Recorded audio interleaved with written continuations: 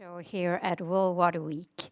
Welcome to all the ones joining us here on site, and a heartfelt welcome for everyone joining us online. My name is Soledad Pinheiro Misa, and I'm delighted to be the host for this session, which I've been looking forward to hear more about. And the title of the session is Learnings from an Innovative Partnership Between WASH Practitioners and Researchers. And for that, I have an eminent panel with me that are a mix of researchers and practitioners, but most of our collaborators, because they've been collaborating together. I actually will ask you to introduce yourselves shortly. Who wants to start?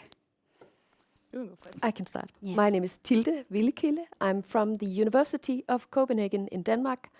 I'm a WASH researcher. Yes. And my name is Awa Faliba. Call me Awa. I'm the country director for Plan International in Togo. And my name is Iben Markussen. I work as a team lead for WASH at Plan Denmark, based in Copenhagen. Beautiful. Thank you so much. And I think most of us here at World Water Week, of course, know what WASH stands for and what it means. But to make sure we have everybody with us, could you we just start by introducing what is WASH? For us, it's a complex issue. Yeah. But we like to tackle it as a right to have access to quality water, right to have access to hygiene and all related, and right to have access to sanitation. It is important. It is a matter of dignity. It is a matter of being considered, and it is important that we ensure that all the population are equal against these rights. Okay, thank you so much for it's a good starting point for this dialogue. And with that said, could you please, Awa, introduce us more to this collaboration and innovative collaboration that you're having and the results of it in Togo?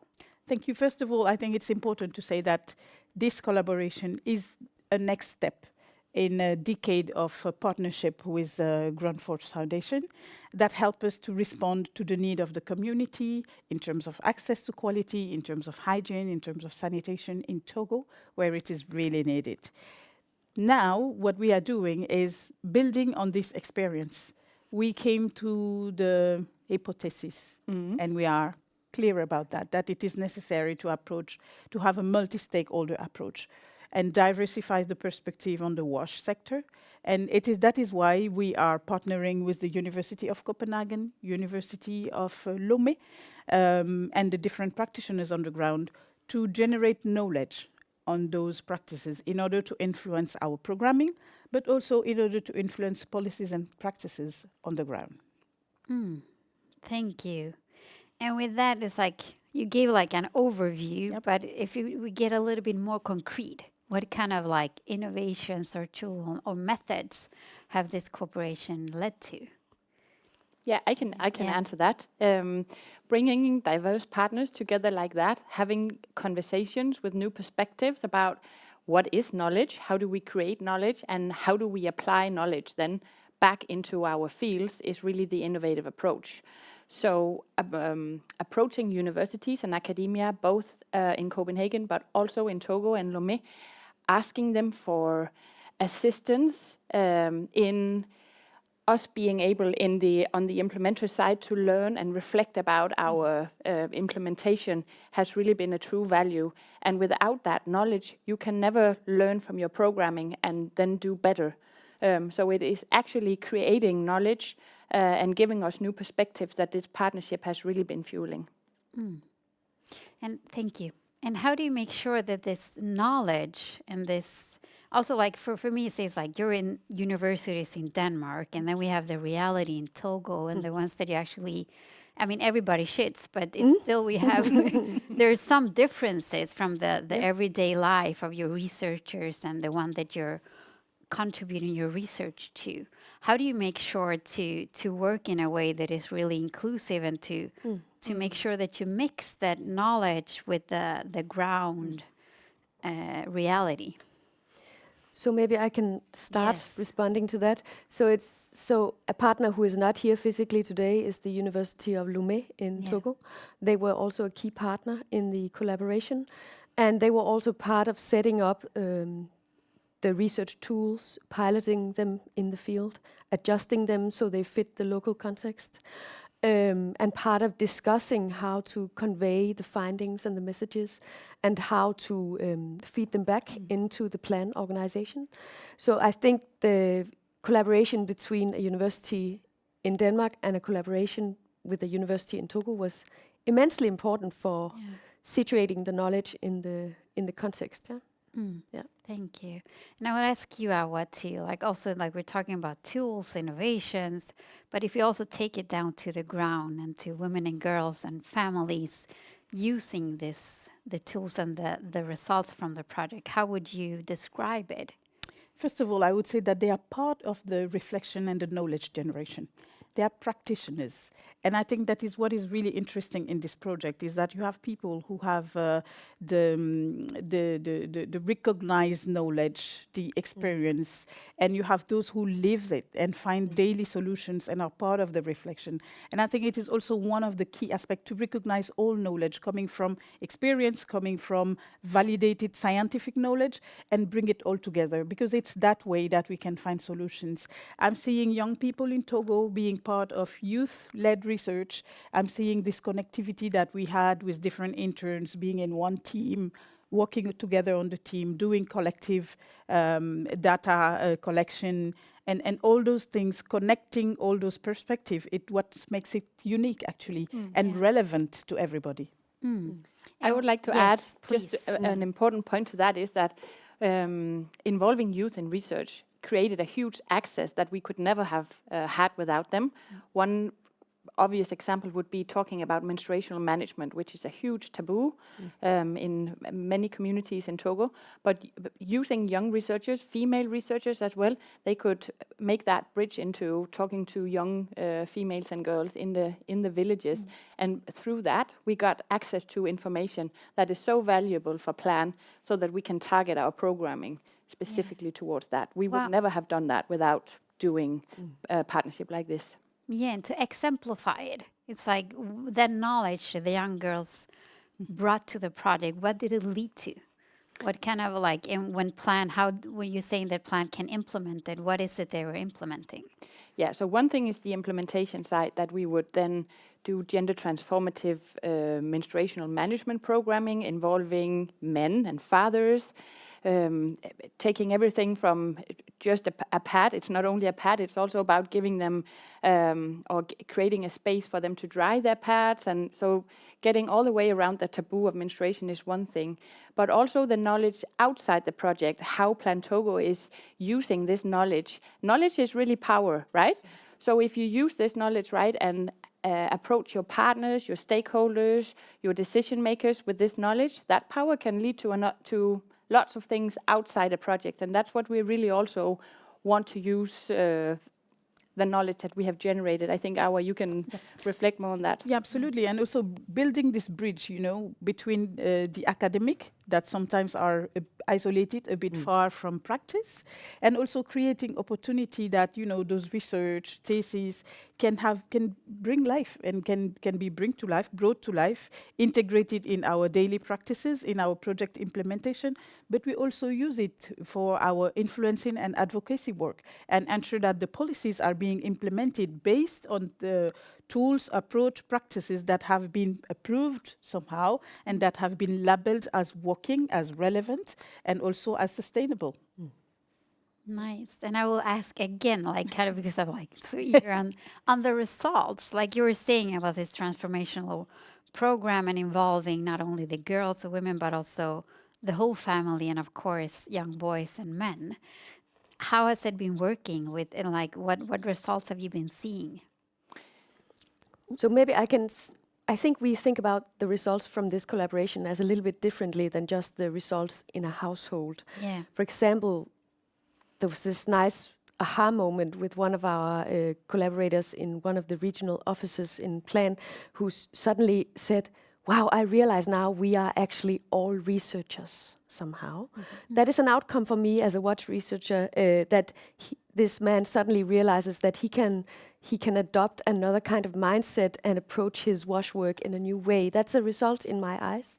Another result is that some of these young researchers from University of Lomé that we engaged with, they told us after, then they now had a new view on how to collect knowledge from rural villages in their own setting. They learned about new methodologies.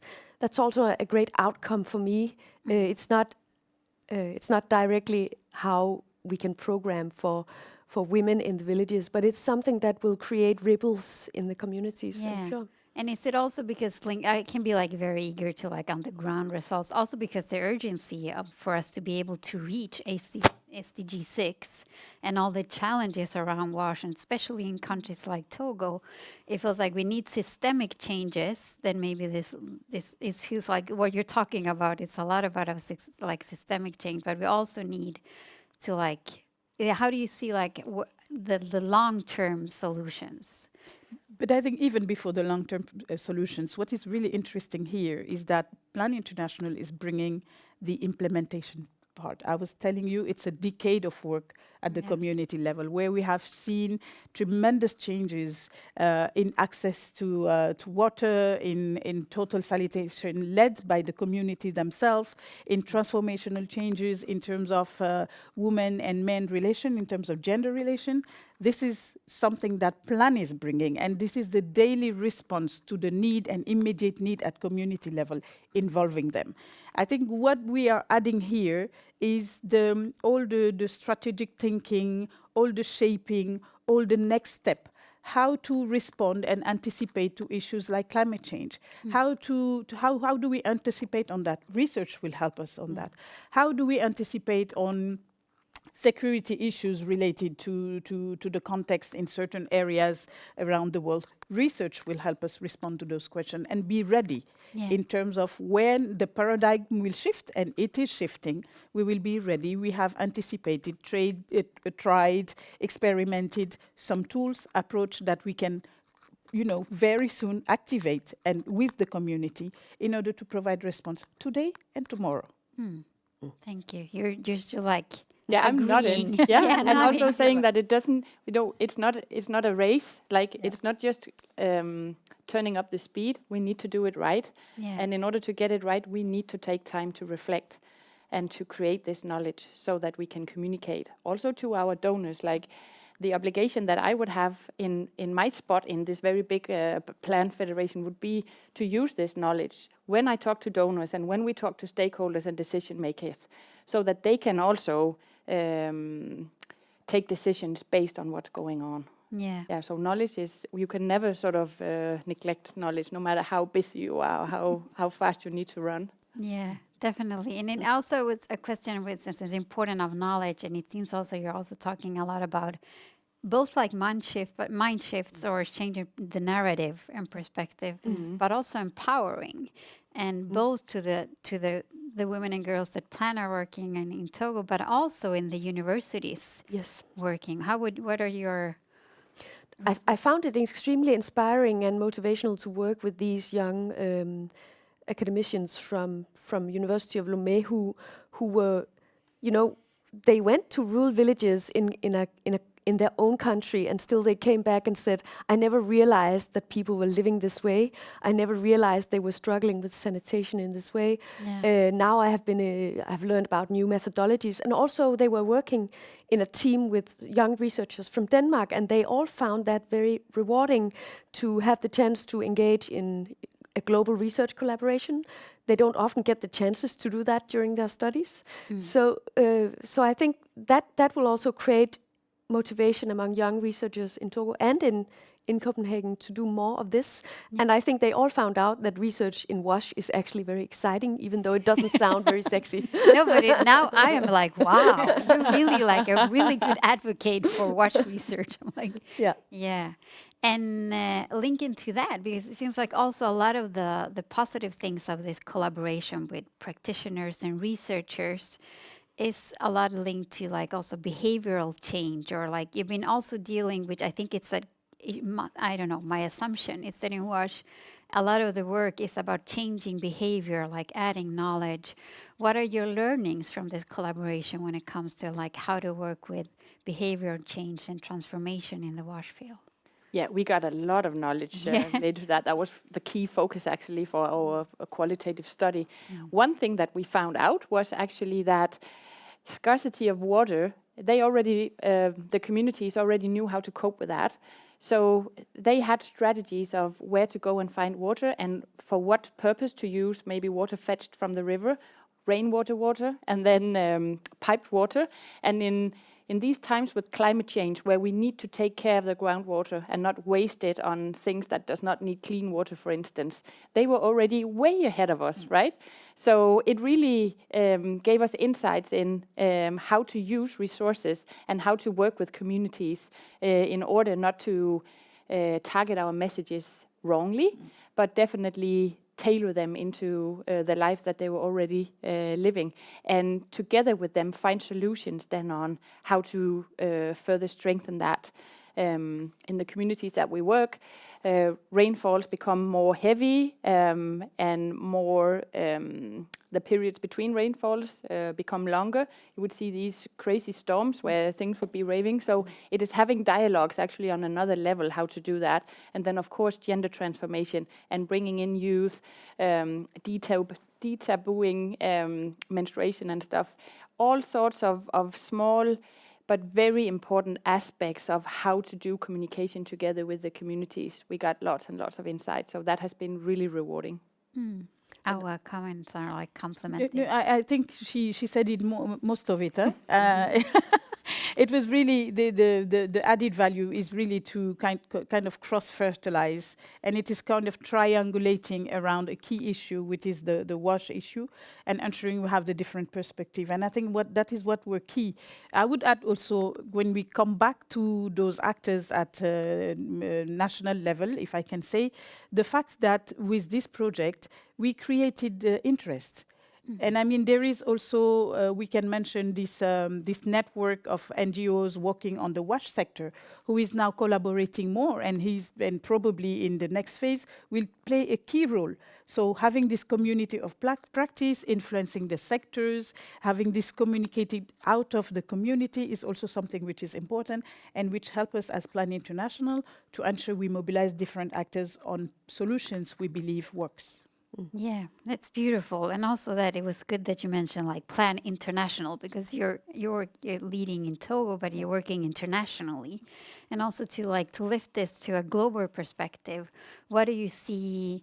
What are your like takeaways, and like also like how do you see that this can how can you work with this model, or what are the learnings from this experience that can be scaled up in other countries? Yeah, we just talked about this morning, and To me, the question is not how it can be done. To me, it's rather it's simply necessary to do it in this way. We need collaborations with a lot of stakeholders at the same tables, and for us, it was actually just about reaching out to the different to the different actors in the sector, knocking on doors at the university or connecting with the plan office. It's not that complex or difficult to find collaborators. So yeah, reach out, contact stakeholders that you've been trying to get hold on, trusting that the collaborations will lead you somewhere, even though it's complex to work with that many people around the table. Yeah. Thank you. What do you? Yeah, I would say also from where I'm sitting. So Aura would never be able to take her knowledge to Kenya or whatever, but the programs that we are having, where we work in several countries from Plan Denmark, my obligation with this knowledge now is to take that to other countries, right? And the next opportunity is exactly in Kenya, where we will also introduce this partnership with the University of Copenhagen and local researchers in Kenya to do that, because yeah, as Tile said, we have to do that, because without that foundation of knowledge, we don't really know what we are doing. And as a researcher, I also have an obligation to get out of my ivory tower and go to the WASH implementers and do my research together with them. Yeah. Thank you. Time is at least for this part of the panel is running up, but I think many of us are really want to find out more about your methods and the way of working. But I was thinking, like, coming back to how you started with the importance of WASH as something that it's a right, but also how it leads to dignity. How would you say is the importance of, like, amplifying the results of this cooperation so more can live a life in dignity? So I think it's critical to continue amplify it. We are facing more and more complexity on the WASH sector. And as they say it, knowledge is a must, partnership is a must. Plan International itself or university sitting in Denmark or in Lomé itself cannot find a solution. It has to be kind of a collective reflection facing complex issues. Multi-stakeholders' perspective on this issue is the only way to go, actually. And we have been lucky to find ourselves together. And she said something important. The first step is maybe the most complex. Then we have to manage the partnership, different perspective, different vision, different ways of working. But hence, the cause we are working for deserve it. And the people we are working for deserve it. It's a beautiful way to round up this session. So thank you so much. And thank you for all the viewers following us online. Thank you. Thank you. Great.